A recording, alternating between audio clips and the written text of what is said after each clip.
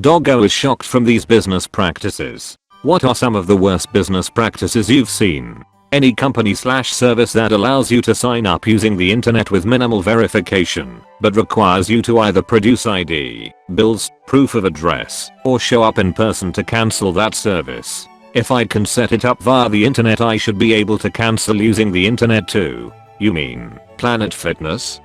I heard this one from a friend. She worked at a dog kenneling business that would tour prospective clients through the front of the building and show off how each dog would get its own indoor/outdoor run area and specialized attention, etc. Then when Thanksgiving and Christmas came and they got more bookings than they could accommodate, they set up cages and stacked kennels in a back room, and people were paying big dollars thinking that their dogs were in a nice roomy pen, while the business crammed as many dogs as they could into these basic cages. It was shameful. This is why it's good to find ones that give you 24/7 video access. How dare they?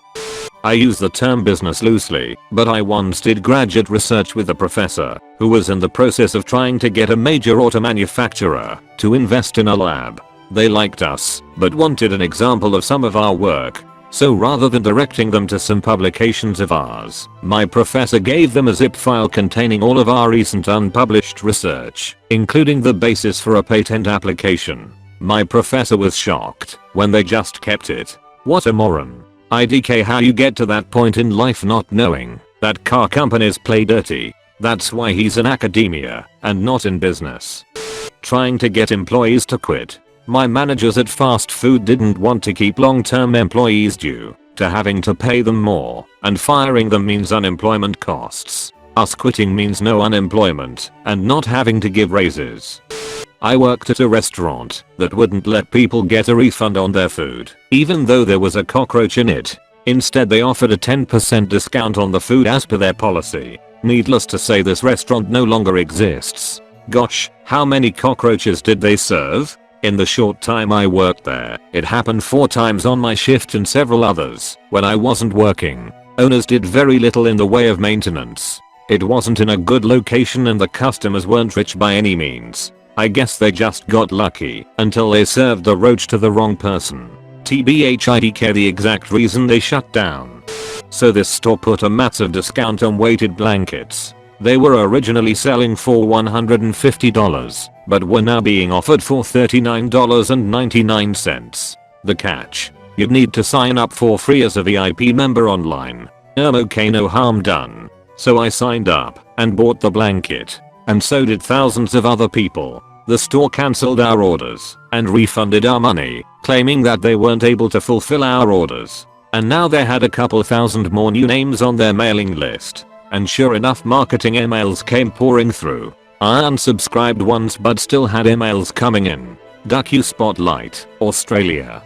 In the town I grew up, there was this guy who ran a music store. The kind that sells musical instruments. He would sell brand new stuff at 50-60% discount. Hell, a friend of mine haggled a brand new Gibson guitar off the shelf for maybe 75% off. I bought several cymbals off him dirt cheap. For you drummers out there, Sabian AA, not crap.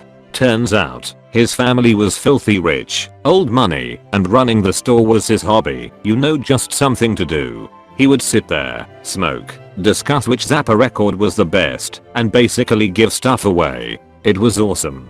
And terrible business. Honestly, that sounds like a glorious way to live, if you're rich as duck and don't care. Maybe it's not that he don't care. Could legit love music. Would be happy to give the stuff away for free if people would use the music gear. By charging half, he's making sure people are serious. I used to serve at a restaurant where we wore pages that buzzed us when a table's food was ready.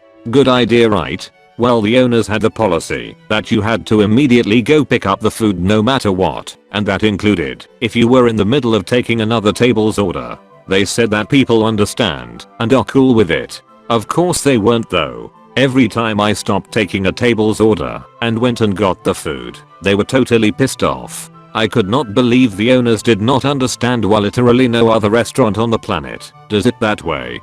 I went to an independent makeup store because I wanted to support small businesses, and the shop girl told me I would need a lot of products because I was ugly. I was shook.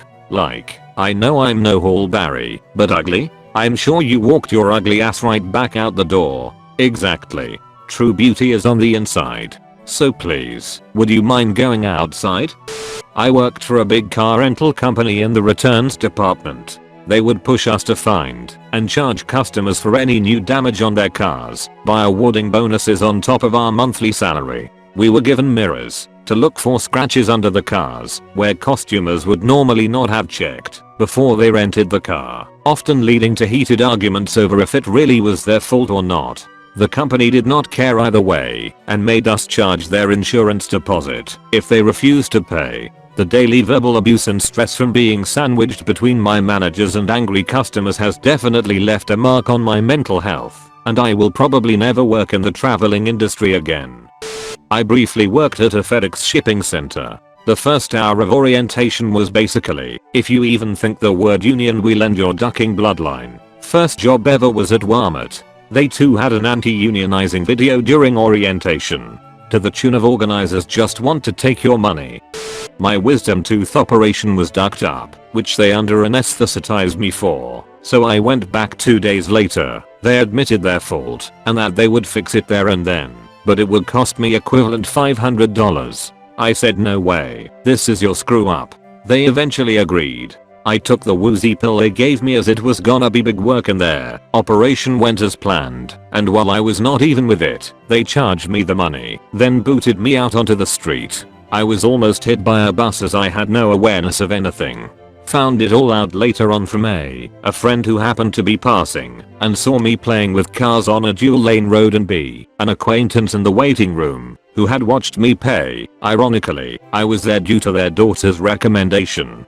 Major banks sorting your transactions when you have a low balance in such a way to maximize overdraft fees. Honestly, overdraft fees in general. Many banks will charge you an overdraft and deny the transaction, because apparently it costs them $35 to deny a transaction. My local Subway and their perpetual stew of meatballs. Every day they make meatballs to be used on their meatball marinara sandwich, but every day they never use all of them, so they put the leftover ones into the refrigerator to be used the next day. This is fine. You can get away with it since it's held in appropriate temperatures during the day and kept refrigerated overnight.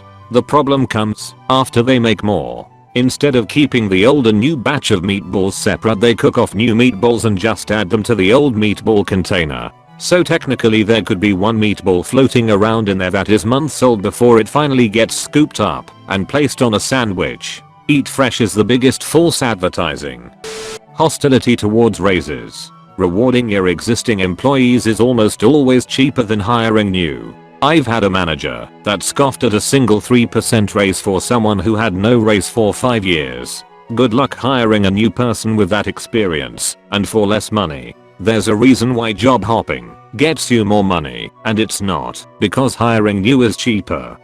Not as bad as some of the practices in this post, but a local coffee shop owner near me pressures customers into bringing their own cups. Normally I wouldn't mind this, as hey, we all got to do our part to save the environment. Thing is, the owner doesn't do IT for the environment, he does it because he doesn't want to buy takeaway coffee cups. I heard him argue with another customer one day, telling her he's sick of her using his cups rather than her own. The whole thing came off so cheap and tacky. I stopped going there for coffee. If the owner is upset about buying 5C cups, he's probably cutting corners in other places too. I worked as a food service manager for a large hotel chain. Let's call it Chariot Hotels. The general hotel manager wouldn't approve repairs/replacements of equipment unless we were expecting an inspection in the next 2 to 3 months. The immediate bad effect of this was a lot of negative reviews. Our ice maker broke, so we had to send employees to the other side of the hotel to get ice from an ice machine to make iced coffee, smoothies, etc., resulting in extremely long wait times for iced drinks. We also lost money because a lot of the cold food, like chicken salad, can be made in bulk and stored for a few days in the fridge.